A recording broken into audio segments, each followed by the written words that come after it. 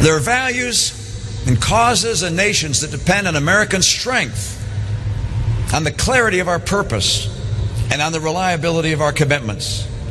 There's work in this world that only America and our allies can do, hostile powers that only we can deter, and challenges that only we can overcome. For the past decade, among those challenges has been the war in Afghanistan. As Commander-in-Chief, I will have a solemn duty to our men and women in uniform. The President owes our troops, their families, and the American people a clear explanation of our mission and a commitment not to play politics with the decisions of war. I've been critical of the President's decision to withdraw the surge troops during the fighting season against the advice of commanders on the ground. The President would have you believe that anyone who disagrees with his decision is arguing for endless war. But the route to more war, and potentially to attacks here at home, is a politically timed retreat. As President, my goal in Afghanistan will be to complete a successful transition to Afghan security forces by the end of 2014. And I'll evaluate conditions on the ground and solicit the best advice of our military commanders. And I will affirm that my duty is not to my political prospects, but to the security of the nation and the safety of our troops.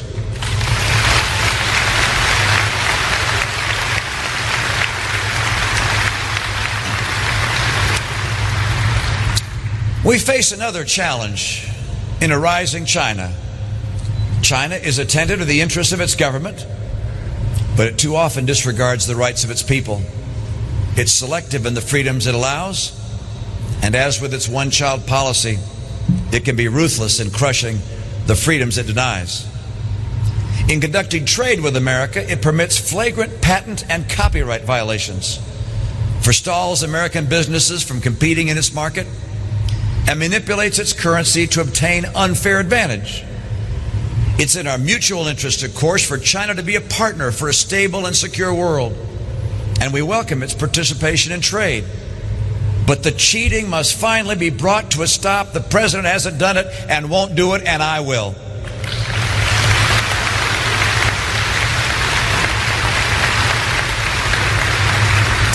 We will need that same clarity of purpose and resolve in the Middle East.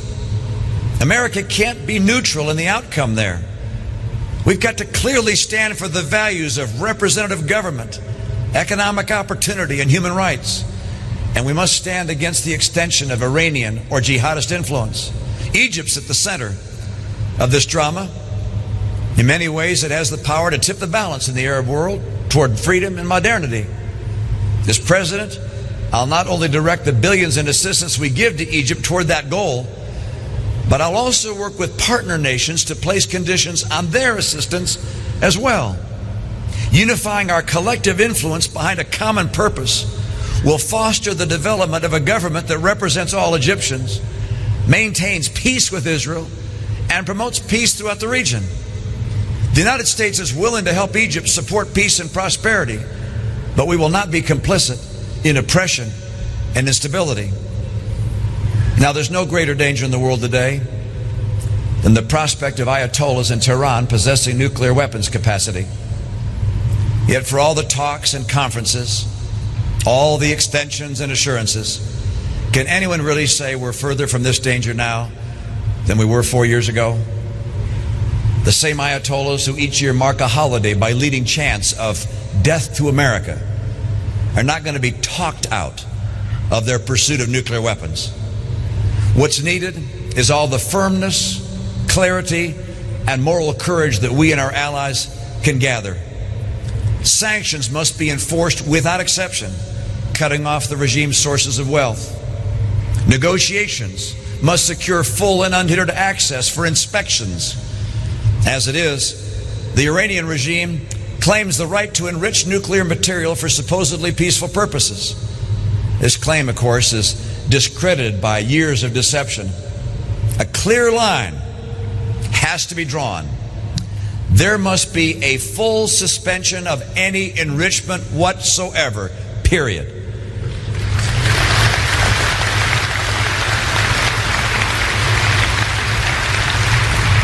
And at every turn, Iran must know that the United States and our allies stand as one in these critical objectives.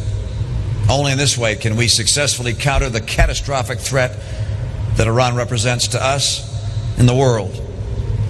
I pledge to you and to all Americans that if I become Commander-in-Chief, I will use every means necessary to protect ourselves and the region and to prevent the worst from happening while there's still time.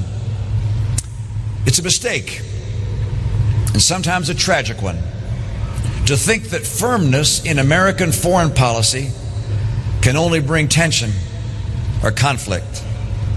The surest path to danger is always weakness and indecision.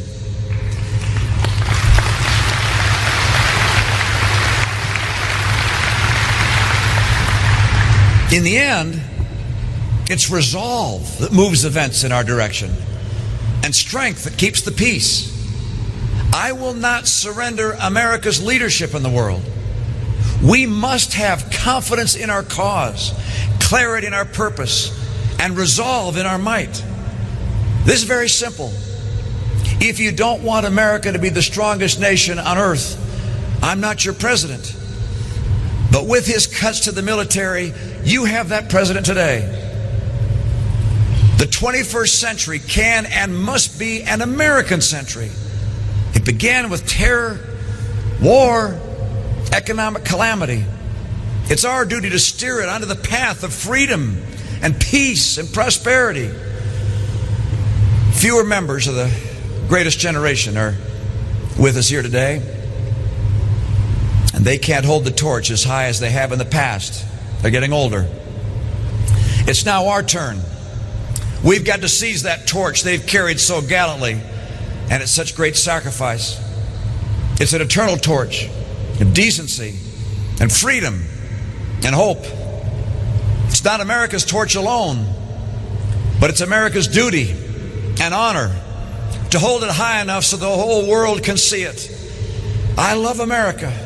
I love what America represents. I love the sacrifice America has made for freedom throughout the world. This is a critical time for our nation, a time of choice, a time to determine what America is going to be over this century. You know where I will lead it. We will have another American century with freedom blossoming and prosperity for all of our citizens. Because I believe in America. I believe in you. I salute you.